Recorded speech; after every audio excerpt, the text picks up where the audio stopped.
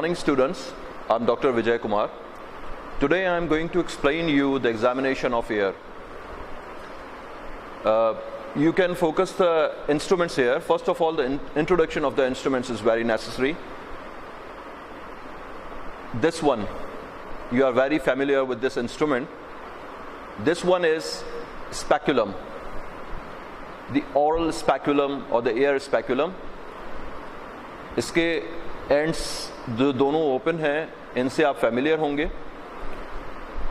This one, the smaller end, ये कान के अंदर insert होता है. इसको insert करने का क्या तरीका है आगे चल के मैं explain करूँगा, but आप इसको round movement में बड़ा ही slowly and gently कान के अंदर insert किया जाता है. Looking at the size of the canal. इसके different sizes होते हैं.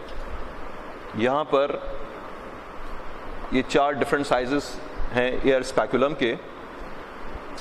वो आपको एंड से पता चलता है इनके कि कितने छोटे हैं. जितना छोटा स्पेकुलम होगा वो उतने ही छोटे एज के लोगों में इस्तेमाल होता है. And also depending upon the size of the air canal.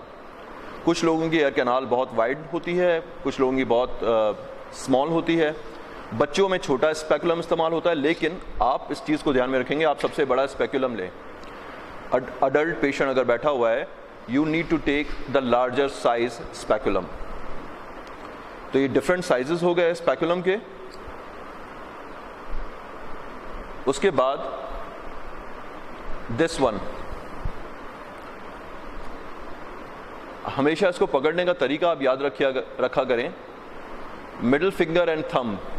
This one the middle finger insert, और ये थंब जो है वो ऊपर वाले प्रोन में, और इसको सपोर्ट देने के लिए आपकी फर्स्ट फिंगर इस तरीके से होता है.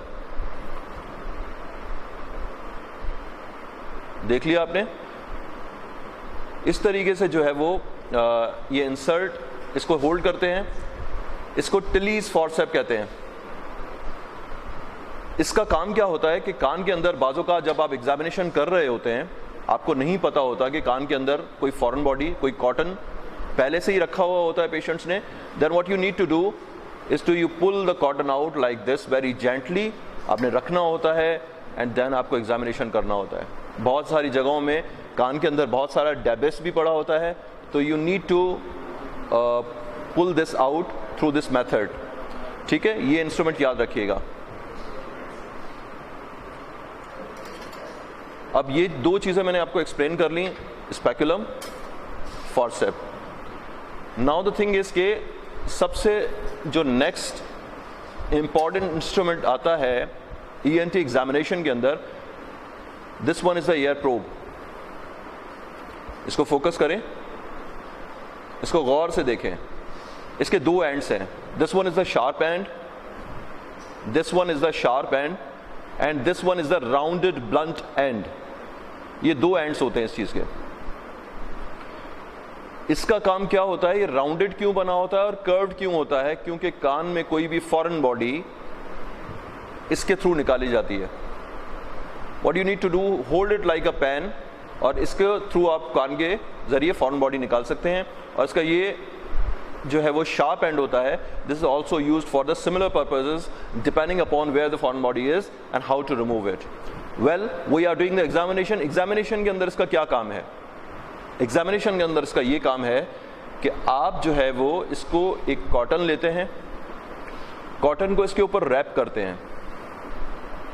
आपने थोड़ा कॉटन लेना है, ज्यादा नहीं लेना, क्योंकि depending upon the size of the air canal आपको ये पता होना चाहिए कि कितना कॉटन जो है वो इसके ऊपर इनफ रहेगा, जो कि कान साफ करने के लिए अमूमन यूज होता है. Like this. आप इसको दोनों ही एंड्स पर इसको रख सकते हैं, रैप कर सकते हैं, ताकि ये आपके लिए बड़ा हेल्पफुल रहेगा. तो आप जब भी सबसे पहले आए, इंस्ट्रूमेंट्स को जरूर ध्यान में रखेंगे.